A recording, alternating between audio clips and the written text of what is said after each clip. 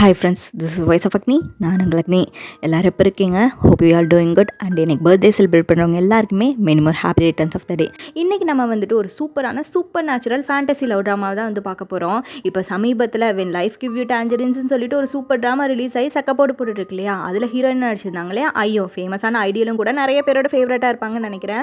அவங்க தான் இந்த ட்ராமாலே ஹீரோயினாக வந்து நடிச்சிருக்காங்க. ட்ராமாவோட பேர் வந்துட்டு ஹோட்டல் டி லூனா. லூனானா கொரியனில் வந்துட்டு மூன், அதாவது நிலா அப்படி சொல்லிட்டு அர்த்தம். ஸோ நிலாவோட ஹோட்டல் அப்படிங்கிறது இந்த ட்ராமாவோட பேர். இது 2019 வந்து ரிலீஸ் ஆயிருக்கு. இதோட ஸ்டார்டிங் சீனே ஒரு பொண்ணு ஒரு குதிரை வண்டி எழுத்துட்டு அப்படியே தன்னந்தனியாக நடந்து போயிட்டு இருக்காங்க. அந்த வண்டியில் ஒரு கெஃபின் இருக்கிறதே நம்மளுக்கு காட்டுறாங்க.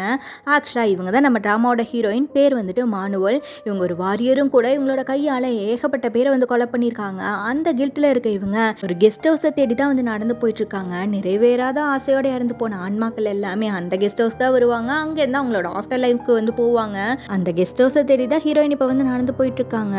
அங்க கொஞ்சம் தூரத்திலேயே வந்துட்டு இவங்களை தேடிட்டு நிறைய பேர் குதிரையில வந்துட்டு இருக்க மாதிரியும் நம்மளுக்கு காட்டுறாங்க. இப்போ மானுவல் அவங்க போற வழியில இருக்க ஒரு ரெஸ்டாரண்ட்ல ட்ரிங்க் பண்ணலாம் அப்படின்னு சொல்லிட்டு உட்காரா. அங்க இருக்க லேடி தொண பேசிக்கிட்டே வந்துட்டு இருக்காங்க. அப்ப ஹீரோயின் அந்த ட்ரிங்க் எடுத்துட்டு போய் அந்த கெஃபின்ல வந்துட்டு குத்தா அந்த லேடி வந்துட்டு யாராவது இறந்து போயிட்டாங்களா இல்ல நீ யாரையாவது வந்து கொலை பண்ணிட்டியா? இந்த பக்கம் ரெண்டு விதமான பீப்புள் தான் வருவாங்க. ஒன்னு யாரையாவது கொலை பண்ணவங்க இல்ல சாவை நோக்கி போயிட்டு இருக்கவங்க. நீ எதுக்காக இங்க வந்த, எங்க போற அப்படின்னு சொல்லிட்டு கேட்க, நான் ஒரு கெஸ்ட் ஹவுஸை தேடிட்டு இருக்கேன், இறந்து போனவங்களோட ஆன்மாலாம் அங்கதான் வரும் நான் கேள்விப்பட்டேன் அப்படிங்கமா சொல்ல, ஓ மூனோட கெஸ்ட் ஹவுஸா?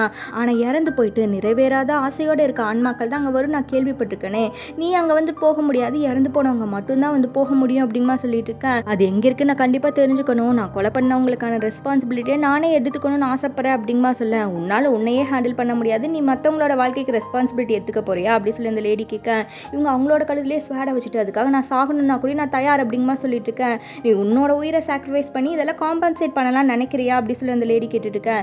என்கிட்ட கொடுக்கறதுக்கு இருக்கிறது என்னோட உயிர் மட்டும்தான் அப்படின்னு இவங்க சொல்லிட்டு இருக்காங்க. அப்போ இவங்களை ஃபாலோ பண்ணி நிறைய பேர் குதிரையில் வந்தாங்களா, அவங்க அந்த இடத்துக்கு வந்துடுறாங்க. இவங்க அவங்க கிட்ட சண்டை போடுறதுக்காக அப்படியே ஸ்வாடை நீட்டிட்டு நிற்கிறாங்க. பார்த்தா அவங்க எல்லாருமே அப்படியே மறைஞ்சு போயிடறாங்க. ஆக்சுவலாக ஆல்ரெடி அவங்க எல்லாமே இறந்து போயிட்டாங்க போல, அவங்களோட ஆன்மா தான் அது, இவங்க தான் அவங்களே கொலை பண்ணியிருப்பாங்க போல.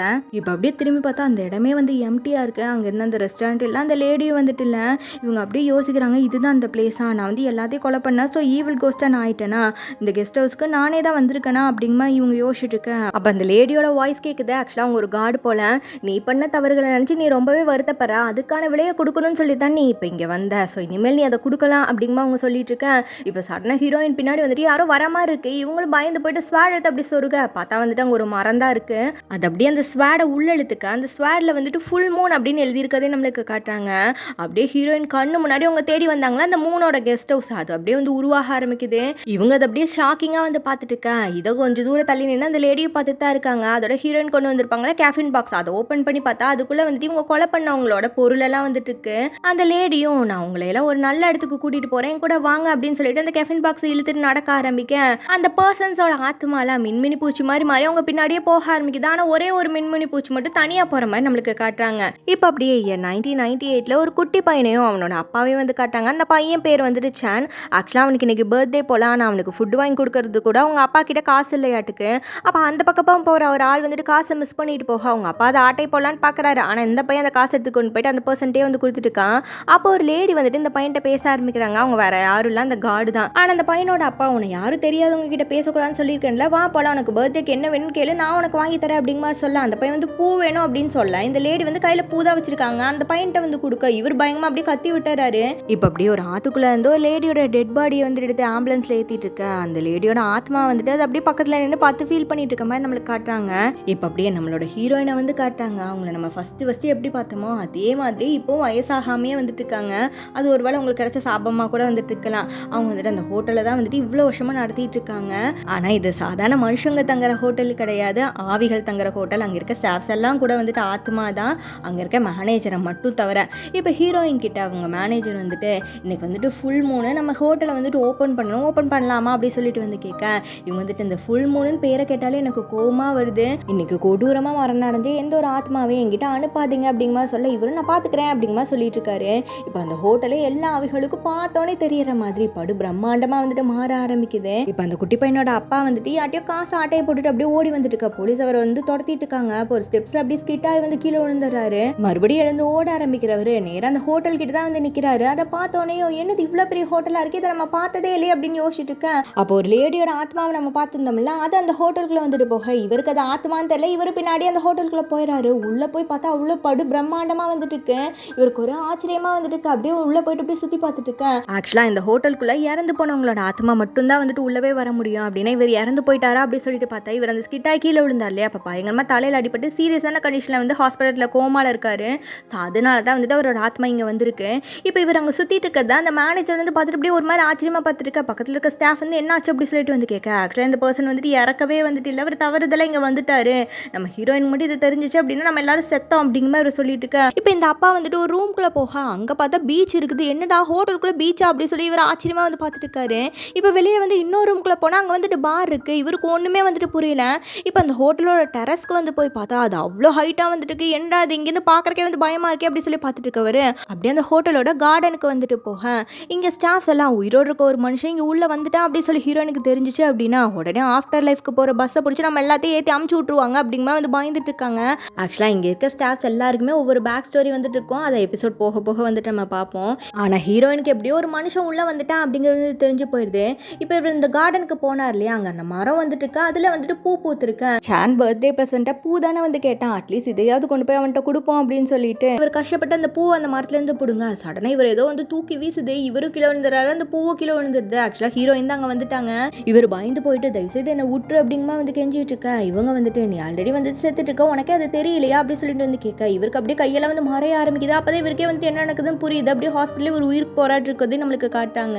இல்லை நான் இப்போ வந்து சாகக்கூடாது, என்னோட பையன் எனக்காக வெயிட் பண்ணிட்டு இருப்பான், ப்ளீஸ் என்னை விட்டுடு அப்படிங்கமா வந்து கேட்டுருக்கா. அப்போதான் ஹீரோயின் அந்த பூ கீழே கிடக்கதை வந்து பார்க்குறாங்க. இது எங்கேருந்து வந்துச்சு அப்படி சொல்லிட்டு கேட்க, இந்த மரத்துல இருந்தால் நான் பொறிச்சேன் அப்படிங்கமா சொல்ல, என்ன ஒரு ஆச்சரியம், இந்த மரத்தில் பூவே பூக்காது அப்படின்னு இவர் உயிரோட விட சொல்லுதான் இந்த மரம் அப்படிங்கமா இவங்க யோசிச்சுட்டு சரி ஓகே நான் உங்களை உயிரோட விட்டுறேன், உங்கள் பையனை நீங்கள் நல்லபடியாக வளர்க்கலாம், ஆனால் 20 வருஷம் கழிச்சு நீங்கள் அவனை எனக்கு கொடுத்துடணும், இதுக்கு நீங்கள் ப்ராமிஸ் பண்ணிங்கன்னா நான் உங்களை உயிரோட விட்டுறேன் அப்படிங்கமா சொல்ல இவருக்கு என்ன பண்ணுறதுனே வந்துட்டு தெரில. இருந்தாலும் ஓகே அப்படிங்கமா வந்து சொல்ல இவங்க அவரோட தலையில் தட்டினோடனே ஹாஸ்பிட்டலில் இருக்க அவர் வந்துட்டு நார்மல் ஆயிடுறாரு. ஆனால் இவருக்கு இவர் பார்த்ததெல்லாம் உண்மையாக பொய்யா அப்படிங்கிறதே வந்துட்டு தெரில. இப்போ நெக்ஸ்ட் டே சான் கூட அப்படி நடந்து வந்துட்டு இருக்கும்போது ஒரு ஃபியூனரில் வந்து பார்க்குறாரு. பார்த்தா அங்கே இறந்து போயிருக்கிறது வந்துட்டு அந்த லேடி தான். அவங்க வந்து ஒரு போலீஸ் ஆஃபீஸர் போல். இவருக்கு இப்போதான் எல்லாமே உண்மைதான் அப்படிங்கிறதே வந்து புரிய வருது. இப்போ அந்த லேடியோட ஆத்மா ஹீரோயினை மீட் பண்ணி நான் வந்துட்டு ஒரு போலீஸ் ஆஃபீஸர், என்னை ஒருத்த வந்து கொலை பண்ணிட்டான், அவனை நான் பழிவாங்க விருப்பப்படலாம், ஆனால் அவன் பண்ண தப்பு எல்லாமே மக்களுக்கு தெரியப்படுத்தணும், அவனை நான் போலீஸை பிடிச்சி கொடுக்கணும் அப்படிங்கமா சொல்ல சரி ஓகே இறந்துமே நியாயமாக நடந்துக்கணும்னு ஆசைப்படுறீங்க, நீங்கள் சொன்ன மாதிரியே வந்து பண்ணிடலாம், ஆனால் அதுக்காக விலை மதிப்பு மிக்க பொருள் ஏதாவது நீங்கள் எனக்கு தரணுமே அப்படின்னு ஹீரோயின் கேட்க அந்த லேடி தரேன் அப்படிங்கமா சொல்கிறாங்க. இப்போ அந்த லேடி கொண்ட பர்சனை வந்து காட்டாங்க. அந்த அந்த மேயர் போல இதோட மீட்டிங்கில் தான் வந்துட்டு இருக்காரு. சுற்றி ப்ரெஸ் பீப்பிள் எல்லாம் வந்துட்டு இருக்காங்க. ஹீரோயின் அங்கே கன்னோட வராங்க. அந்த ஆள் ஷூட் பண்ணா அவன் விழுந்து கத்த ஆரம்பிக்கிறான். அங்கே ஒரு பொண்ணு நிற்கிறா பாருங்க, அவள் தான் என்ன ஷூட் பண்ணிட்டா அப்படிங்கமா சொல்ல மற்றவங்க கண்ணுக்கு ஹீரோயின் தெரியவே இல்லை. அதோட இந்த இறந்து போன லேடியோட ஆத்மாவும் இந்த ஆள் கண்ணுக்கு வந்து தெரியுது. என்னது இது, இந்த லேடி தான் நான் கொலை பண்ணிட்டேன்ல, அவங்க எப்படி இங்கே உயிரோட வந்தாங்க அப்படிங்கமா வந்து சொல்ல அவ்வளோதான் நல்லா மாட்டிக்கிறான். அந்த லேடி ஆசைப்பட்ட மாதிரியே அவன் பண்ண தப்பு எல்லாமே வெளியில் வந்துச்சு. அவங்கள அப்படியே ஹாப்பியாக அங்கேருந்து வந்து மறைஞ்சு போக இப்போ அந்த லேடி வந்துட்டு விலை மதிப்பு மிக்க பொருள் தரேன் அப்படிங்கமா சொல்லியிருப்பாங்களா, அது வந்து டைமண்ட் தான் போல. அவங்க உயிரோடு இருக்கும்போது எங்கேயோ வச்சிருந்துருப்பாங்களாட்டுக்கு. அதை மேனேஜர்கிட்ட சொல்லி மேனேஜர் தான் வந்து எடுத்துகிட்டே வராரு. இங்கே மேனேஜர் மட்டும்தான் மனுஷன் அப்படிங்கமா சொன்னல, அதுக்கு காரணமே வந்துட்டு இதுதான். இந்த மாதிரி ஏதாவது ஒரு பொருள் எடுத்துகிட்டு வரணும், வெளி உலகத்தில் இருக்கவங்க கிட்ட வந்து பேசணும் அப்படிங்கிறதுக்காக தான் வந்துட்டு இவர் மட்டும் மனுஷனாக வந்துட்டு இருக்காரு. ஹீரோயின் அதை பார்த்தோன்னே அப்படியே சந்தோஷமாக எடுக்க போக மேனேஜர் அது எல்லாத்தையும் வச்சுக்கிறாரு. கேட்ட இஎம்ஐ கட்டணும், பில் கட்டணும் அப்படிங்கமா சொல்லிட்டு இருக்காரு.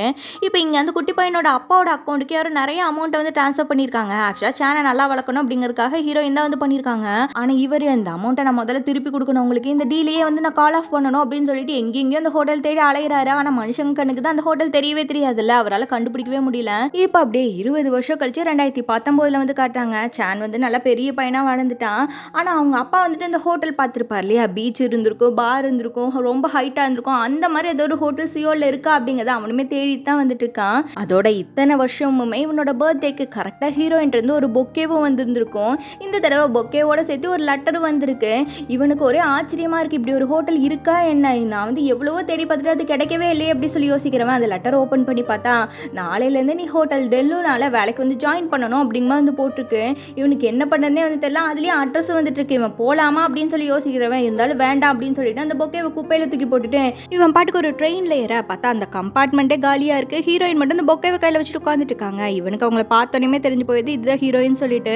நீங்கள் தானே ஹோட்டல் டெல்லுனாவோட ஓனர் மானுவல் அப்படி சொல்லிட்டு கேட்க பரவாயில்லையே நீ இதுக்கு ரெடியாக தான் இருந்திருப்ப போல, என்னை பார்த்தோன்னே யார் நீங்கன்னு கேட்பேன்னு நினச்சேன் அப்படிங்கமா வந்து சொல்ல என்னோட அப்பா உங்களை பற்றி வந்து சொல்லியிருக்காரு, நீங்கள் நிஜமாவே ஆனால் என்னை பார்க்க வருவீங்க நான் நினச்சே பார்க்கல அப்படிங்கமா சொல்ல சரி ஓகே 19 19 வருஷம் பிரேக்கை நல்லா என்ஜாய் பண்ணிட்டேல, இப்போ இனிமேல் வந்துட்டு வேலையை ஸ்டார்ட் பண்ணு அப்படிங்கமா வந்துட்டு சொல்ல, நீங்கள் ரொம்ப ஸ்கேரியான பர்சன் என்னோட அப்பா சொல்லியிருக்காரு, நான் ஒரு வேளை வந்துட்டு இதுக்கு ஓகே சொல்லலை அப்படின்னா நீங்கள் என்னை கொன்றுவீங்களா அப்படி சொல்லிட்டு கேட்க, அப்படின்னு உனக்கு என்ன பார்த்தா பயமா இல்லையா அப்படின்னு அவங்க கேட்டுட்டு இருக்க, இல்லை எனக்கு இந்த ஆஃபர் வேண்டாம் அப்படிங்க மாதிரி இவன் சொல்ல அவங்க கடுப்பாயிறாங்க. சரி ஓகே, இந்த பர்த்டேக்கு உனக்கு டிஃப்ரெண்ட்டான ஒரு கிஃப்ட் தரேன் அப்படின்னு சொல்லிட்டு இவன் பக்கத்தில் வர, இவனுக்கு பயமாக இருக்குது, நீங்கள் வந்து ரொம்ப பவர்ஃபுல்லான பர்சன், உங்கள் ஹோட்டலில் அப்படிதான், என்ன மாதிரி வீக்கான ஹியூமனை வச்சு உங்களுக்கு என்ன யூஸ் அப்படி சொல்லிட்டு கேட்க, இவங்க பக்கத்தில் வந்து இவன் கண்ணுக்கு நேரம் அப்படியே ஊதி விட்டுட்டு, இந்த பர்த்டேக்கு இந்த கிஃப்ட் உனக்கு ரொம்ப ஸ்பெஷலாக இருக்க போகுது அப்படிங்கமா சொல்லிட்டு இருக்காங்க.